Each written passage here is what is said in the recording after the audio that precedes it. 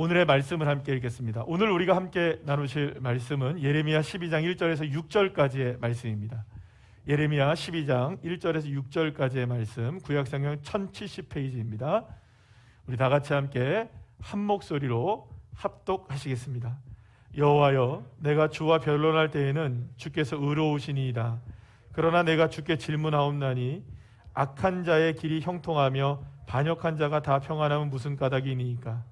주께서 그들을 심으심으로 그들이 뿌리가 박히고 장성하여 열매를 맺었거늘 그들의 입은 주께 가까우나 그들의 마음은 머니이다. 여호와여, 주께서 나를 아시고 나를 보시며 내 마음이 주를 향하여 어떠함을 감찰하시오니 양을 잡으려고 끌어냄과 같이 그들을 끌어내시되 죽일 나를 위하여 그들을 구별하옵소서. 언제까지 이 땅이 슬퍼하며 온 지방의 채소가 마르리이까. 짐승과 새들도 멸절하게 되었사오니 이는 이 땅 주민이 악하여 스스로 말하기를 그가 우리의 나중 일을 보지 못하리라 함이니이다.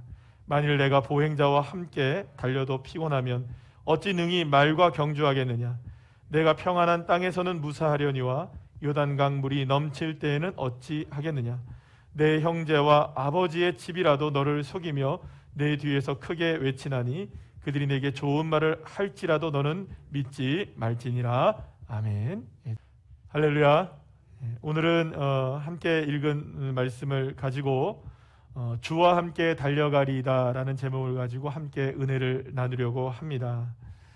여러분, 혹시 그 남들과 비교했을 때 무엇인가 부족하고 또 한참 모자라다고 느낄 때가 있지 않으십니까?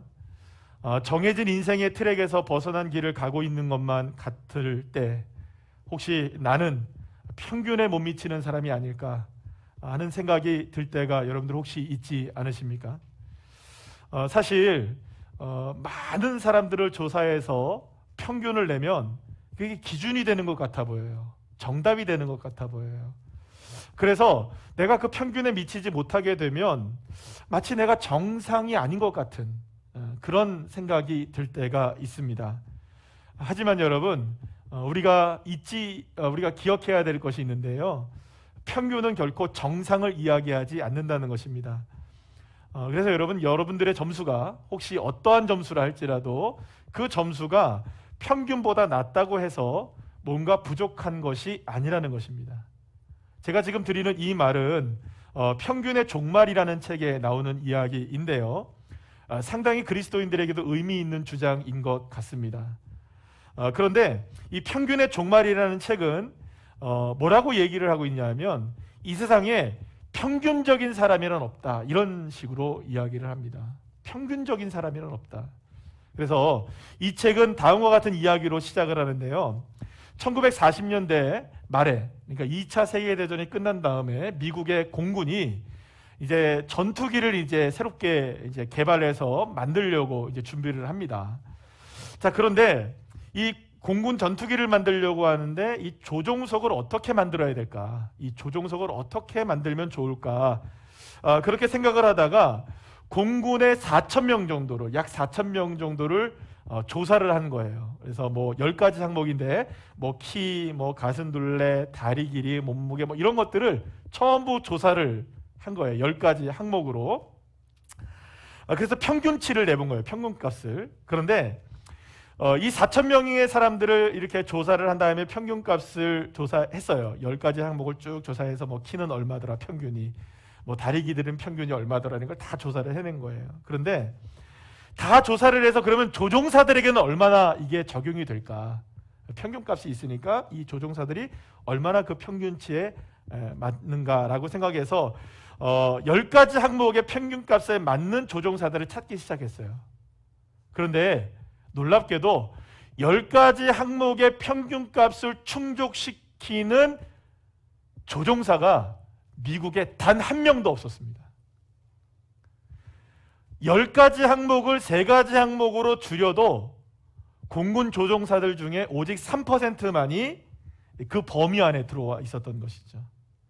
결국 평균의 조종사는 없었던 겁니다. 평균값이라는 조종사는 존재하지 않았던 것이죠. 그래서 미 공군은 이 문제를 해결하기 위해서 전투기 제조사에게 조종석을 변형 가능하게 만들라고 지시를 하게 됩니다. 그래서 개발된 것이 뭐냐? 이 조절 가능한 시트. 그래서 높낮이도 조절되고 또 앞뒤도 조절이 되는. 그래서 일반적으로 지금 우리의 어디에 다 사용되고 있나요? 그게 자동차에 다 사용되고 있죠. 그래서 자동차에 사용되는 일반적인 표준적인 기술이 그때 이제 만들어지게 된 것입니다. 그런데 여러분, 세상은 여전히 평균을 중요하게 여깁니다. 평균에 못 미치면 부족하고 또 실패한 사람이라는 생각을 갖게 만드는 이런 환경 속에서 우리가 살아가고 있는 것입니다. 책 평균의 종말에는 이런 의미 있는 이야기를 하는 것을 보게 되는데요. 평균을 지나치게 믿게 되면 세상의 많은 것을 평균화하여 그것을 정상으로 믿게 된다라는 이야기를 합니다. 사실 생각해보면 우리는 늘 평균치를 생각을 해요. 세상에 평균적으로 여러분들 친구의 수가 몇 명 정도가 될 것 같습니까? 만약에 10명이든 5명이든 그러면 내가 2명밖에 친구가 없으면 나는 부족한 사람처럼 느껴지는 거예요. 뭐 청년들도 있겠지만 평균적으로 여러분 결혼하는 연령이 있잖아요. 그러면 그 평균 결혼 연령에 내가 결혼을 못하면 마치 나는 뒤처져 있는 것처럼 느껴지게 되고요. 여기까지는 좀 그렇지만 예를 들어서 평균적인 학력 혹은 좀 더 민감한 문제로 생각한다면 평균 연봉, 그렇죠? 평균 연봉. 평균 연봉이 어느 정도 될까요? 여러분 울산의 평균 연봉이 어느 정도 될까요? 뭐 기업의 나의 나이 또래의 평균 연봉은 어느 정도 될까? 그러면 그 연봉에 내가 미치지 못하면 마치 나는 어떻게 생각이 듭니까? 돈을 못 버는 사람처럼, 사회에서 인정받지 못하는 사람처럼 그렇게 여겨지게 되죠. 또 평균적인 집의 크기, 그 평균적인 집의 크기보다 내가 작은 곳에 살면 나는 좀 루저처럼 느껴지게 되는 것이죠. 혹은 뭐 평균의 사람들이 몰고 다니는 자동차는 도대체 무엇일까? 예전에 그 광고 중에 이런 게 있었죠. 요즘 어떻게 지내? 잘 지내? 하니까는 얘기 안 하면서 삑삑하죠. 그 차가 그랜저. 그게 나를 말해준다. 이렇게 얘기하는 거예요. 차가 나를 말해준다. 난 평균 이상이야. 뭐 이렇게 얘기하는 거죠.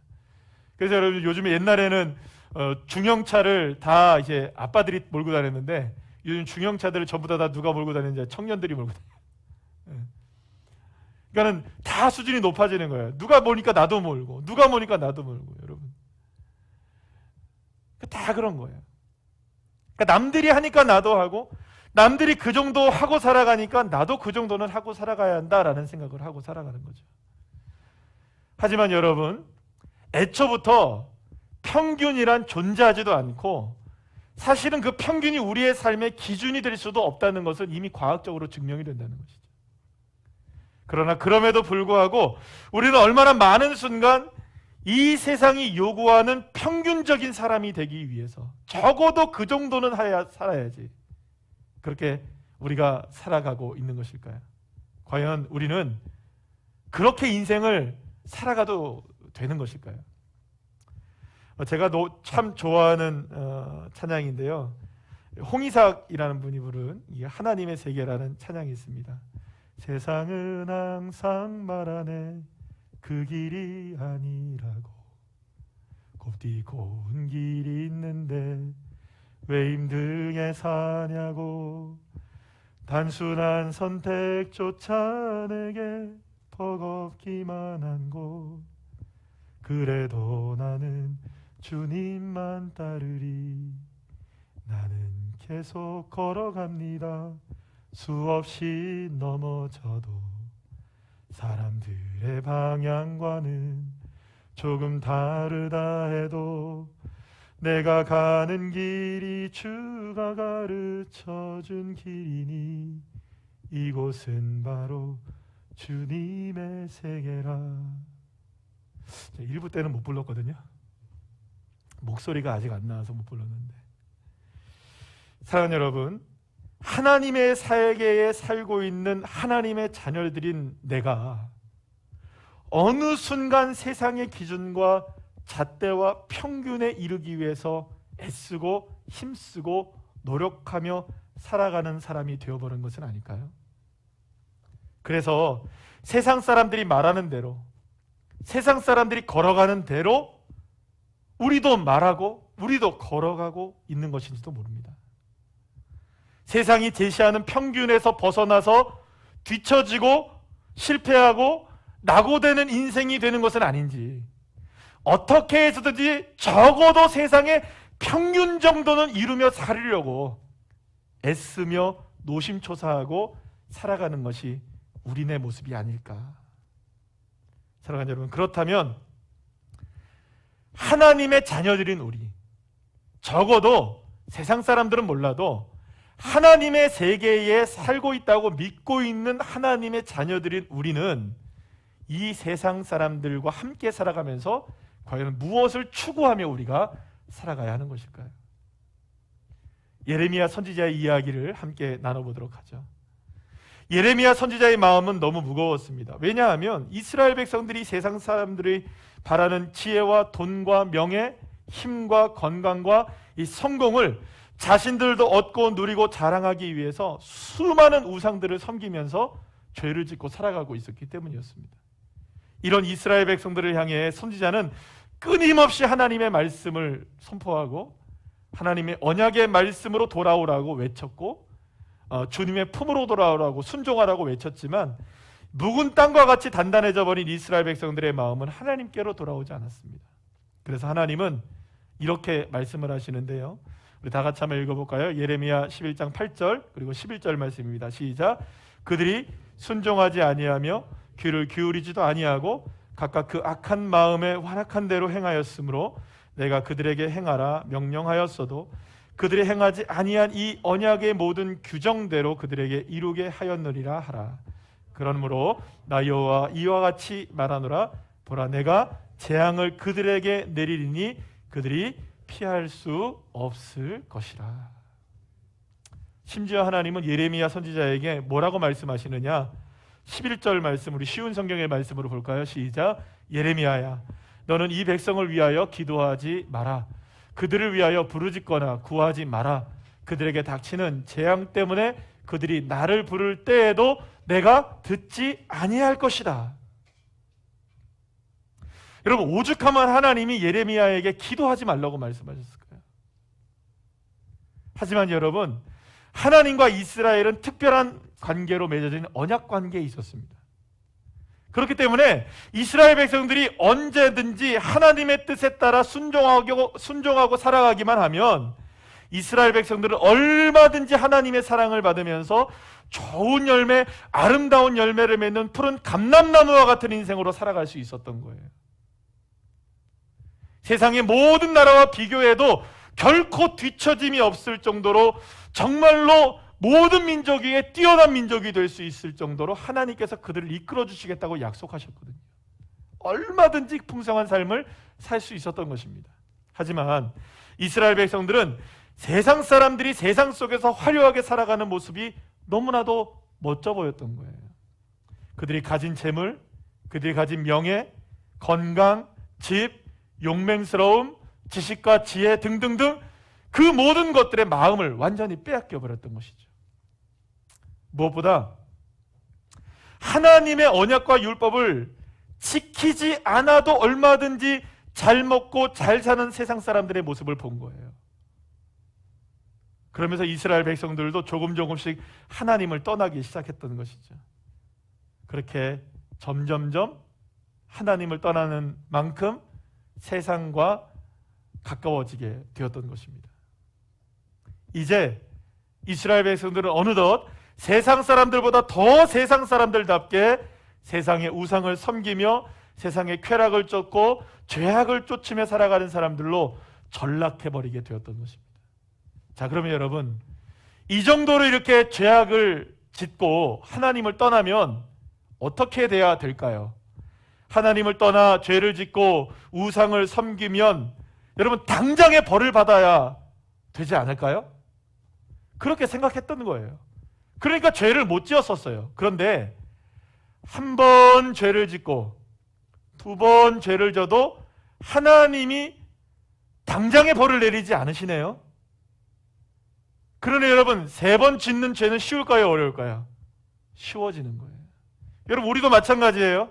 우리가 예배를 이렇게 드리고 있는데 만약에 여러분들 중에 예배를 드리는데 예배의 자세가 지금 뭐 허리도 아프셔서 예배 자세가 좀 흐트러지시는 분들도 계시고 몸이 아프셔서 그런 분들은 제가 이해를 합니다만, 하나님이 딱 정해놓으신 거예요. 예를 들어서 허리를 꼿꼿이 세우고 눈은 반드시 뜨고 예배를 드려라. 졸면 확 그냥 졸 때마다 눈썹을 팍팍 뽑아버리겠다. 이런 눈썹 보면 아프죠? 만약에 주님이 그렇게 정해놓으셨다면, 여러분 우리 눈썹 남아있지 않아요, 그죠? 다 모나리자 됩니다.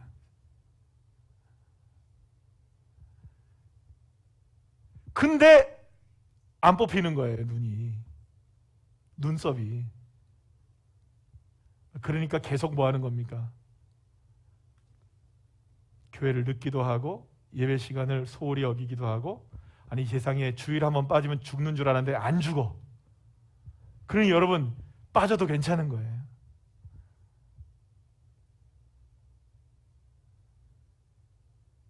막상 아무런 일도 일어나지 않는 거예요.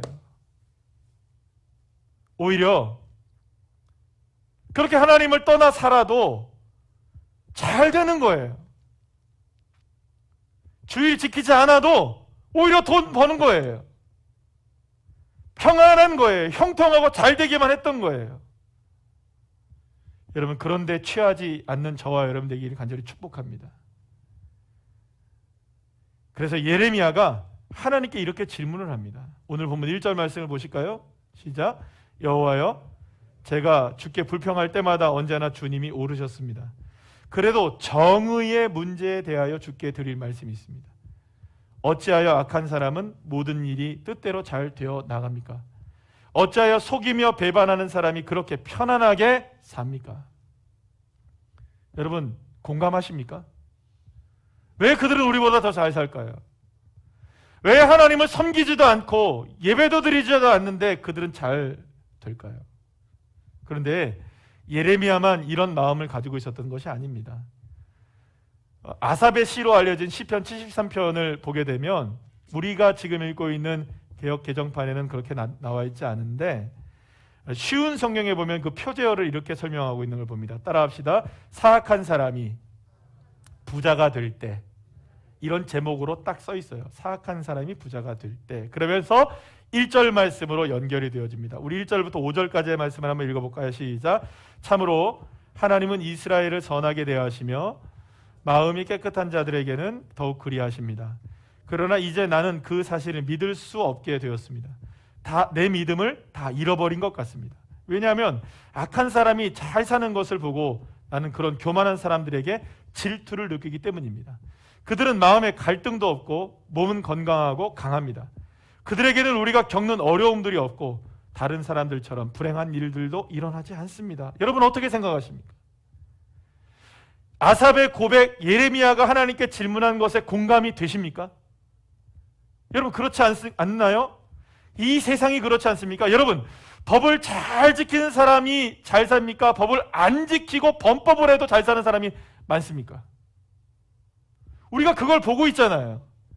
어렵게 우리는 법 지키면서 살아도 힘겹게 살아가는데, 법을 지 마음대로 어기면서 법을 주무르고 다니면서도 여러분 떵떵거리면서 잘 사는 사람 얼마나 많아요. 공정에 관한 문제를 여러분들 우리가 얼마나 요즘에 이슈가 되고 있어요. 우리 청년들 세대가요, 여러분 엄마 찬스 아빠 찬스 쓰지 못하는 사람이 수두룩 빽빽입니다, 여러분. 그런데 일부 사람들이 엄마 찬스 아빠 찬스 아무렇지도 않게 쓰는 거예요. 공정하지가 않아요. 연구 안 해놓고 연구했다고 하는 거예요. 참여하지 안 해놓고 참여했다고 하는 거예요, 여러분. 수료하지 않았는데 수료했다고 얘기하는 거예요. 그러니 여러분 이 공정성의 문제가 있지 않겠어요? 왜 여러분들 그들은 잘 될까요? 그런데 여러분 이런 건 세상만 그런 것이 아니라 신앙세계에서도 마찬가지라고 생각합니다. 하나님을 열심히 잘 믿고 살아가는 사람들보다 하나님을 안 믿고 살아가는 사람들이 더 성공하는 것 얼마나 우리가 많이 경험합니까? 그렇다면 여러분 왜 악한 사람들이 하나님을 믿지도 않고 죄 많이 짓고 주님의 뜻과는 상관없이 살아가는 사람들의 마음에는 아삽이 고백한 것처럼 갈등도 없고 몸도 건강하고 강하고 불행하지도 않고 왜 그렇게 그들은 평안하게 살아가는 것일까요? 왜 그렇게 살아도 나보다 더 잘 되고 왜 그렇게 살아도 평균 이상으로 살고 평균 이상으로 행복하게 되는 것일까요? 예레미야의 질문이었고 아삽의 질문이었어요. 그리고 우리의 궁금증이기도 합니다. 그런데 이렇게 질문한 예레미야에게 하나님은 이렇게 말씀하시죠. 오늘 보면 5절 말씀 다 같이 읽어볼까요? 시작. 내가 사람들과 더불어 다닐 때 지친다면 어떻게 말들과 경주할 수 있겠느냐? 내가 안전한 땅에서 걸려 넘어졌다면 요단 강가의 짙은 덤불 속에서는 어떻게 되겠느냐? 하나님은 예레미야에게 지금 이걸 말씀하고 계세요. 예레미야가 지금 경쟁 상대, 즉 평가의 대상, 비교의 대상을 잘못 선정했다라고 말씀하고 있는 거죠.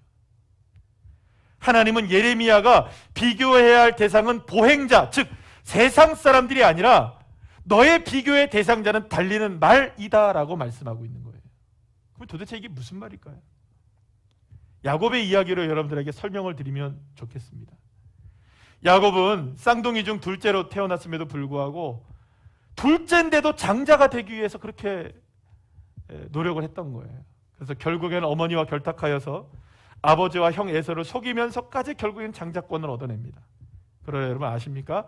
단 하루도 장자 대접도 받지 못한 채 형 에서의 보복이 두려워 집을 떠나버리고 말았던 것이죠.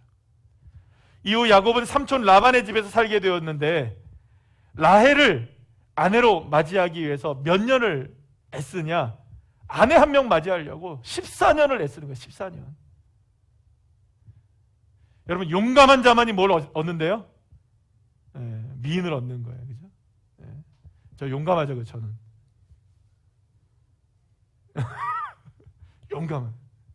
용감한 자만이 미인을 얻으니까. 그래서 야곱도 용감하게 14년을 버틴 거예요. 라헬을 얻기 위해. 그것뿐만이 아니었어요.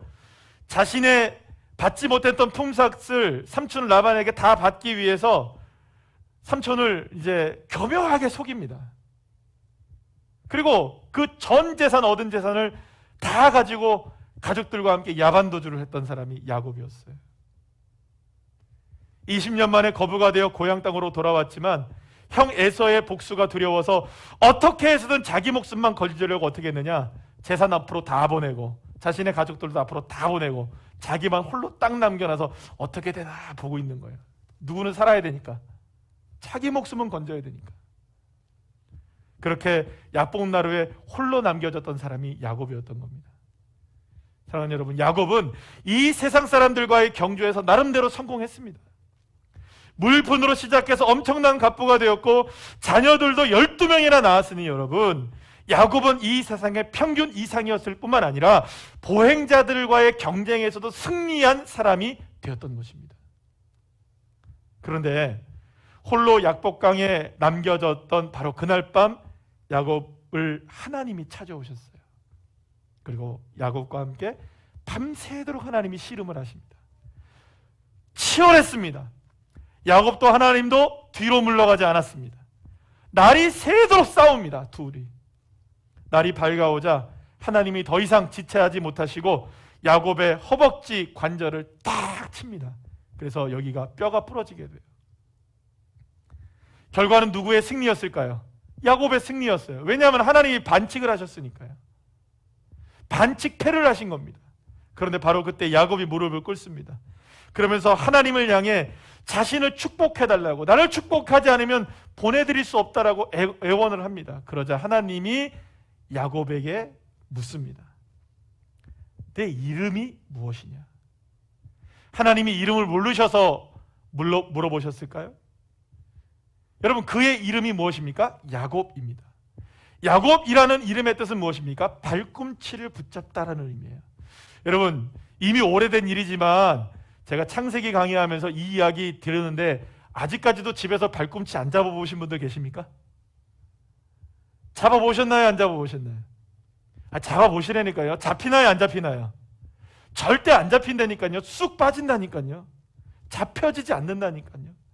그래서 발꿈치를 잡다라는 것은 무슨 의미를 갖고 있냐면 잡을 수 없는 것을 잡는다 생각하고 살아가는 거예요. 그러니까 속고 있는 거예요. 속는다. 발꿈치를 잡는다라는 이 의미는 속는다라는, 속이는 자라는 의미를 갖고 있는 거예요. 사실 여러분, 이 야곱은 잡을 수도 없는 세상의 것들을 마치 발꿈치를 잡는 것처럼 잡고 살아갔던 인생이었던 겁니다.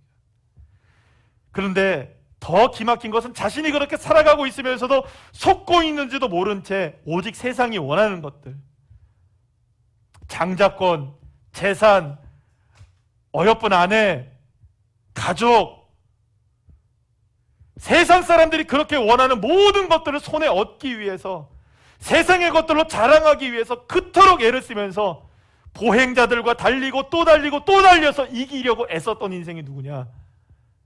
바로 야곱이었던 것이죠. 그런데 야곱이 이제는 너를 더 이상 야곱이라 하지 않겠다라고 말씀하셔요. 그러면서 이름을 바꿔주십니다. 뭐라고 바꿔주십니까? 따라합시다. 이스라엘. 이스라엘로 바꿔주셔요. 여러분, 이스라엘의 뜻이 뭔지 아십니까? 따라합시다. 하나님과 겨루어 이겼다. 이건 어떤 의미입니까? 야곱은 하나님께서 야곱을 이제는 더 이상 세상의 기준을 삼는 인생이 아니라 하나님을 기준으로 삼는 인생으로 바뀌어져야 된다고 말씀하고 있는 것이죠. 다시 말하면 하나님은 야곱의 인생의 기준을 지금 새롭게 바꿔주고 계셨던 것입니다. 하나님은 예레미야에게도 예레미야가 상대할 대상이 보행자가 아니라 달리는 말이라고 말씀하십니다. 이 말은 어떤 의미냐? 너는 결코 야곱이 되어서는 안 된다. 참 이스라엘이 되어야 한다라고 말씀하고 있는 것이죠. 그러니까 이 세상의 것들을 기준 삼아 사는 인생이 아니라 하나님을 기준 삼아 사는 인생, 할렐루야, 그 인생이 되어야 한다라고 예레미야에게 말씀하고 계시는 것이죠. 사랑하는 여러분, 그리스도인들의 삶의 기준은 이 세상의 평균이라도 유지하기 위해 살아가는 인생들, 그 세상 사람들과 같지 않아야 한다는 것입니다. 그리스도인들의 수준은, 저와 여러분의 수준은 하나님의 형상을 담는 자답게, 따라합시다, 달리는 말처럼 살아가야 되는 거예요. 우리의 수준은 이 세상의 세계가 아니라 바로 하나님 나라 세계에 있기 때문입니다. 자, 그렇다면 어떻게 우리가 달리는 말과 함께 달릴 수 있을까요? 우리가 세상 사람들과 보폭을 맞춰서 걸어가는 것조차도 쉽지가 않은데, 세상의 평균값도 제대로 하기 힘들고 못하는 우리들인데 어떻게 달리는 말과 함께 우리가 경주를 할 수 있느냐? 하지만 여러분, 해답은 의외로 간단합니다. 여러분, 걷는 놈 위에 걷는 놈 위에 뛰는 놈 있고, 뛰는 놈 위에 나는 놈 있고, 죄송합니다. 놈이라고 얘기하니까 별로 감동이 안 오시는 것 같은데, 나는 놈 위에 어떤 놈이 있습니까? 따라합시다. 붙어있는 놈. 그 놈이 최고예요. 여러분, 달리는 말과 어떻게 경쟁합니까? 우리가 죽었다 깨나도 못해요. 근데 중요한 게 있어요. 쉽잖아요. 달리는 말에 올라타면 될 거 아니에요.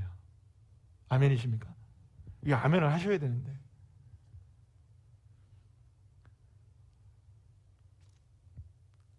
그렇다면 여러분, 문제가 있어요. 우리가 어떻게 하면 주님의 그 말에 올라탈 수 있느냐?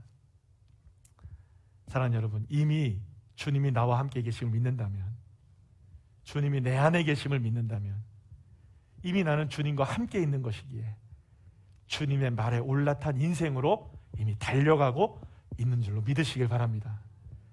하나님은 예레미야에게 오늘 5절 말씀에서 이렇게 말씀하시죠. 내가 평안한 땅에서는 무사하려니와 요단강 물이 넘칠 때에는 어찌하겠느냐라고 말씀하세요. 하나님은 예레미야에게 앞으로 다가올 수많은 고난과 어려움과 고통과 고난의 시간을 이길 수 있는 방법은 세상의 발꿈치를 잡으려 하는 야곱스러운 인생이 아니라, 보행자와 달리려는 그런 인생이 아니라, 그런 수준 낮은 인생이 아니라 주님과 함께 달려가는 인생, 참 이스라엘이 되는 인생, 수준 높은 인생, 세상 세계의 기준이 아닌 하나님 세계의 기준으로 살아가는 인생, 할렐루야, 그 인생이 되어야만 요단의 창이란 물이 우리에게 덮친다 할지라도 그 요단의 물을 뚫고 지나갈 수 있게 하신 하나님. 사랑하는 여러분, 세상의 평균 정도는 하려고 살다가 결국 이스라엘이 하나님을 떠난 거 아니겠습니까? 결국 세상 사람들이 얻으려고 하는 것 나도 얻어보려고 하다가 하나님을 떠나 죄를 짓고 우상을 섬기고 그렇게 세상의 죄악 가운데 물들어버린 것이 아니었습니까? 그렇다면 지금 오늘 나는 어떨까요? 세상 사람들이 말하고 있는 그 평균 정도를 하기 위해서 그것 얻으려고 우리가 그 방향을 설정하고 살아가고 있는 사람은 아닙니까? 아니면 여러분은 주님이 가르쳐 주신 그 길, 그것에 순종하며 살아가고 계십니까? 주님과 달리고 계십니까? 아니면 보행자와 달리고 있습니까? 여러분들이 지금 어느 곳에 기준을 두고 있습니까? 보행자입니까? 주님과 함께 달려가는 것입니까? 사랑하는 여러분, 우리 인생에 다가오는 요단에 넘쳐나는 거센 물살을 우리에게는 그것을 건널 방법이 없습니다. 오직 주님과 함께 달려갈 때에만, 할렐루야, 주님과 함께 달려갈 때에만 그것을 통과할 수 있게 하시는 거예요. 그래서 주님은 우리에게 말씀하시죠. 물이 너를 침몰치 못하게 하시고 불이 우리를 사르지도 못하게 하시니, 할렐루야, 우리가 함께 하시는 주님이 계시니까. 사랑하는 여러분, 그래서 우리는 이제 삶의 기준을 바꾸는 겁니다. 이 세상 수준이 아닌 하나님 세상의 수준으로, 보행자들이 우리의 경쟁 상대가 아닌 달리는 말과 함께 달릴 수 있도록 우리를 이끌어 주시는 그 주님의 손을 붙잡고 주님과 함께 달려가셔서 진정으로 승리하시는 주의 자녀들 한 분 한 분들 다 되시기를 간절히 축복합니다. 이제 성찬식을 우리가 하게 되는데요, 오늘 이 성찬식을 통해 내 삶이 이 세상의 보행자들에게 기준을 둔 것이 있었다면 여러분 이 시간 오늘 회개합시다. 똑같이 그들과 원하는 것이 같지는 않았습니까? 우리는 무엇이 달랐나요? 우리도 그런 마음을 갖진 않았었나요? 하나님, 저들은 왜 성공하고 나는 이렇습니까? 불공평하다고 생각하지 않았나요? 오늘 이 시간 이후에 우리가 함께 부를 찬양이지만 제가 며칠 전부터 제가 예배 시간마다 얘기를 합니다. 송명희 시인, 나 가진 재물 없지만, 나 남이 가진 지식 없고 건강도 있지 않고 아무것도 갖지 않았지만 그 뇌성마비 환자이신 그 송명희 시인이 고백하는 것, 나 남이 없는 것 있습니다. 세상 사람들이 말하는 그 평균에 나는 것 전혀 미치지 못하지만 그들이 갖지 않은 하나님 세계의 진리이신 그 주님과 함께 나는 걸어가고 있습니다. 난 남이 갖지 않은 그 보물을 내 안에 갖고 있기에 나는 그것 하나만으로도 행복하고 그것 하나만으로도 행복한 인생이라고 고백한 그 송명희 시인. 사랑하는 여러분, 성찬식의 빵과 포도들을 통해 주님의 십자가의 은혜로 내 안에 주님이 계심을 믿고 이제 주님과 함께 달려가는 인생으로 다시금 우리가 회복되어지고 세상의 기준이 아닌 하나님 나라의 기준을 가지고 진정한 승리하는 저와 여러분 되시기를 간절히 축원합니다.